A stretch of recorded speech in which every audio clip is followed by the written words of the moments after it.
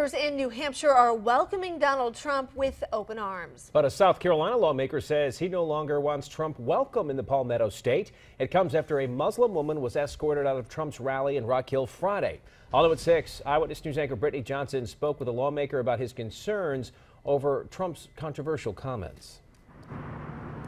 Well, Representative John King fought to have the Confederate flag removed from the State House grounds here in South Carolina, and now he's taking a stand against a man he's calling another divisive figure, Donald Trump.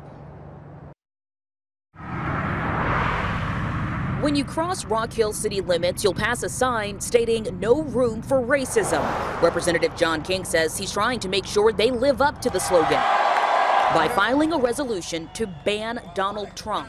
I've heard Donald Trump, and so immigrants, African Americans, women, war heroes. I just reached a point where enough was enough. King says this was the last straw. On Friday, a Muslim woman was escorted from a Trump rally after standing up in silent protest when Trump made a comment about Syrian refugees having ties to ISIS. So I was sick to my stomach.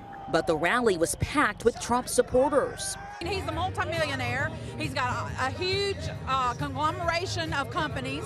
I think if he can run that with his own money, he ought to be able to run the country. And the latest poll out of New Hampshire shows the candidate leading all other Republicans by 18%. Trump has his own views, and a lot of people support that. I personally don't agree with them whatsoever, but we allow for those freedoms in this country. A resolution is not a binding law, but King hopes it sends a message. My resolution will get a sense of the House of Representatives on who supports Donald Trump and his bigotry, and who stands with those of us who thinks that his rhetoric is sickening.